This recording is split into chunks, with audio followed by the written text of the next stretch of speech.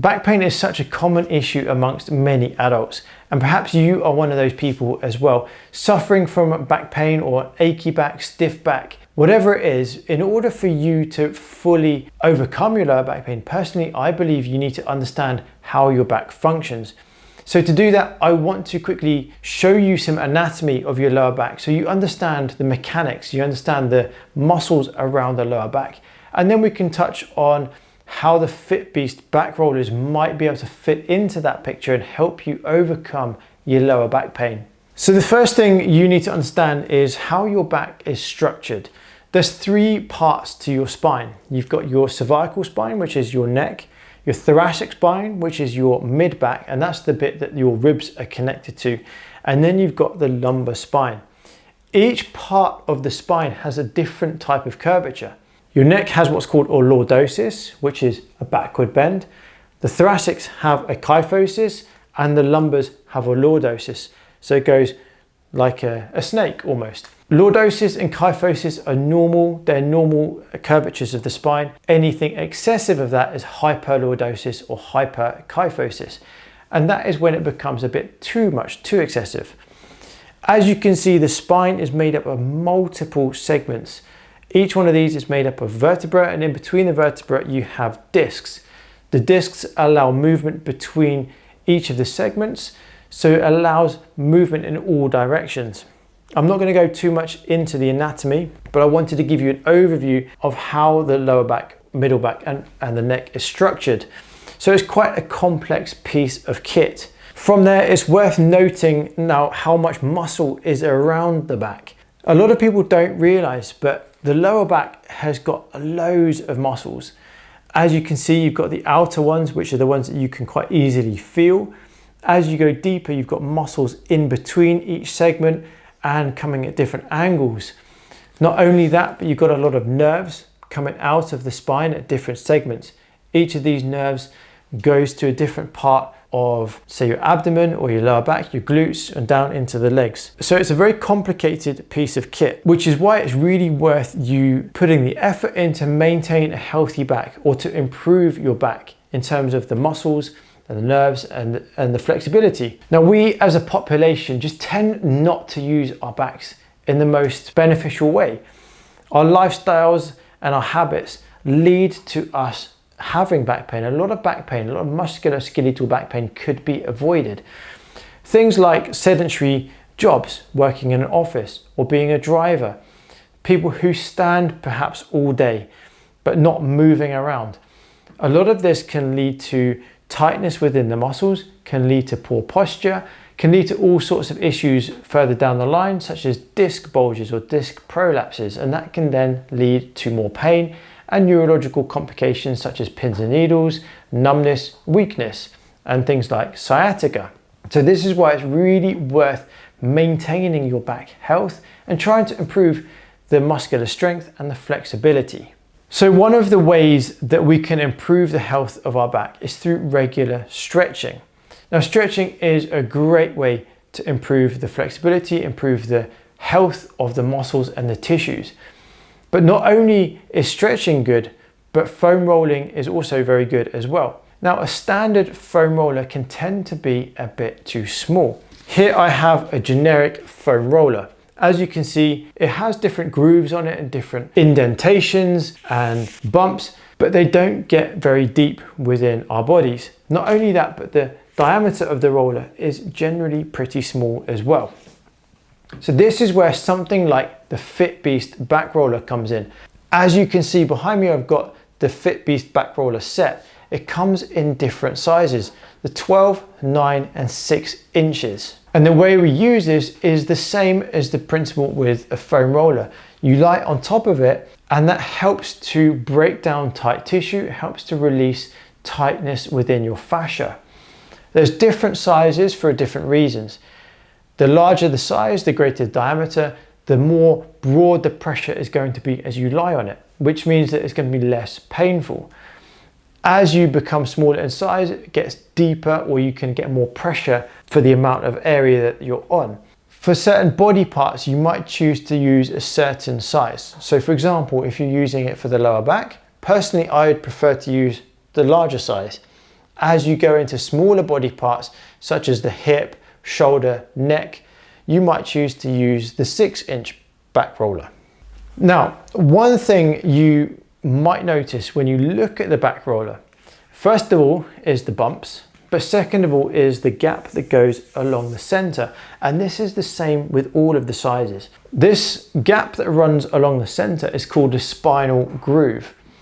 Now you can get other rollers on the market, other back rollers, some of which might have the spinal groove, a lot of them don't, but also some of them don't have these bumps on as well. So the FitBeast roller is a good combination of the ones that have the spinal groove and ones that don't, and the ones that have bumps and the ones that don't. So as you can see, if I was using this to roll my back, my spine can fit really nicely within that spinal groove. However, if I was using a generic foam roller or a generic roller, there's no groove.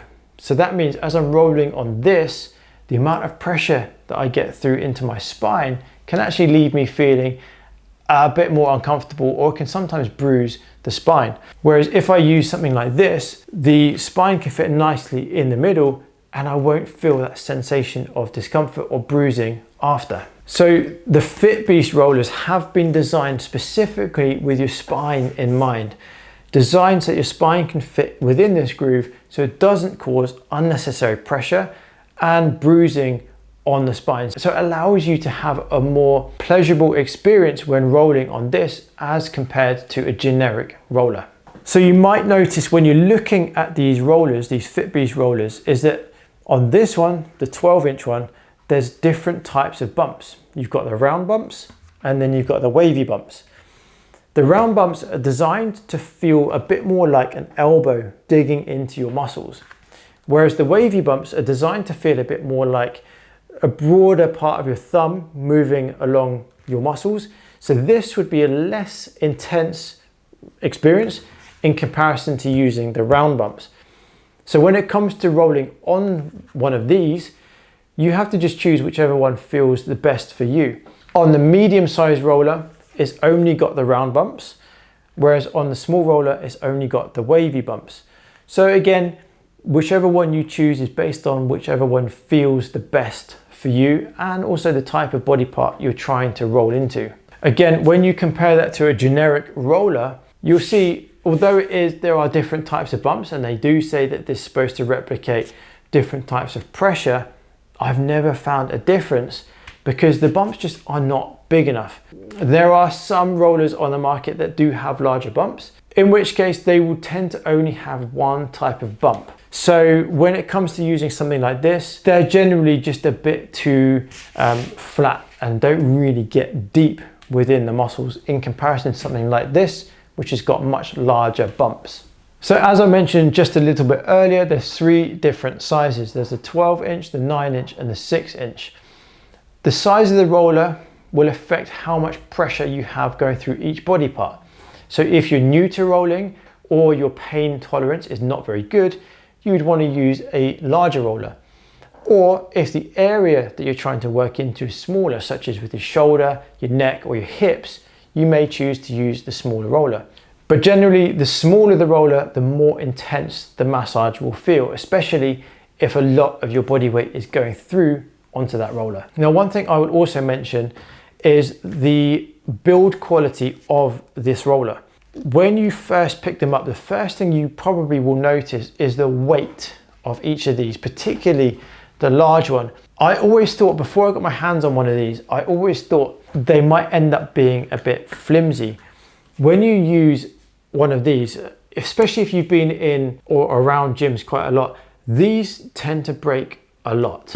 That's probably because the thickness of the plastic used within here is very, very thin in comparison to what this feels like. Now, obviously this rubber goes a bit deeper in here, but this just feels a lot more solid. So this is going to be able to take a lot more abuse than a generic roller that you're probably going to find in the gym. So the build quality on this is also very, very good in comparison, especially to a normal roller. So here you can just see some footage of me using the roller on my upper back, on my lower back, and my neck. They're very short clips, but I just wanted to give you an idea of what it looks like using all of the different sizes and trying to get onto the different body parts. Rolling on one of these rollers is not only easy, but I found it to be quite effective as well. So if you are thinking of a back roller, there are other back rollers on the market, but there's two reasons why I wouldn't choose one of them. So first of all, not all of them have a spinal groove. The ones that do, they're not very deep. The FitBeast roller has a spinal groove and it's deep, but not only that, the FitBeast roller has these bumps and a lot of the other back rollers don't. So I would, in my opinion, prefer something like the FitBeast roller in comparison to other back rollers on the market. So overall, I think the FitBeast back roller is a great product. It's well made, it's got a good weight to it, so you know it's going to feel sturdy. The bumps are solid enough to get deep into your muscles. The different types of bumps allow you to change the experience you have, so you can have a more deeper painful experience or a less painful experience depending on which bumps you use. And not only that, the different sizes allow you to get different pressures into the body as well.